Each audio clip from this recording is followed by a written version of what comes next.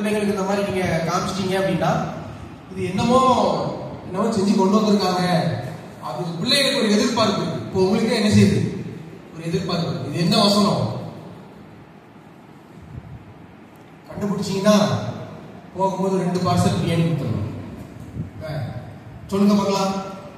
இங்க ஒரு சிலுவை இருக்கு, இங்க ஒரு வால் கிளாக் இருக்கு, ஒரு சிரித்த முகம் 2 முகம் இருக்கு, அங்க பைபிள் இருக்கு. கெஸ் பண்ண முடியுதா? என்ன சொல்லுவோம்? இயேசு, கர்த்தர், தேவன் அப்படி யோசிப்போம். வால் கிளாக் என்ன சொல்லுவோம்? நேரம், காலம், மணி. ஒரு வேலை சொன்னா நீங்க வசனம் கண்டுபிடிச்சிருக்கீங்க. அக்கா சொல்லுங்க. ஒரு ரகசியம் வெளிப்பட்டு இருக்கு. என்னக்கா? பரவாயில்ல, அக்கா கண்டுபிடிச்சாங்க. ஒரு கைத்தட்டு கொடுங்க அவங்களுக்கு. சூப்பரா சொல்லிட்டாங்க. கர்த்தருக்குள்.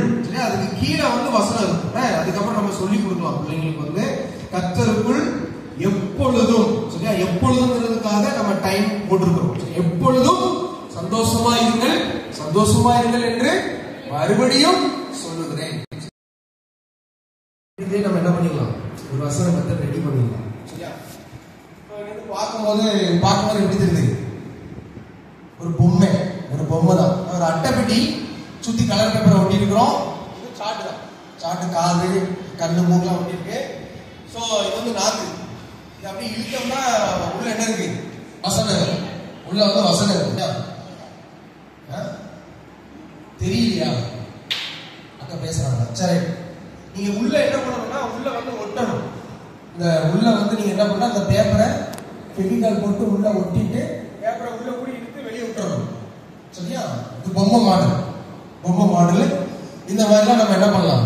வசனங்களை நம்ம பிள்ளைங்களுக்கு என்ன செய்யலாம்? சொல்லி கொடுக்கலாம். பொம்மைனா பிள்ளைங்களுக்கு என்ன செய்யும்? ரொம்ப தெரியாது, இஷ்டமா. இப்போ வெறும் அட்டைப்பெட்டி தான். இப்போ வீட்டில் ஏதாவது இந்த வாட்டர் கேன் வாங்கியிருப்பீங்க, அட்டைப்பெட்டி கிடக்கும்.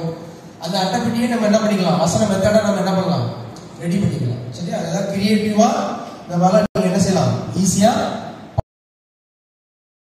நீ சத்தமா சொல்லுங்க. நீ உன் தேவனாகிய கர்த்தரிடத்தில் சொல்லி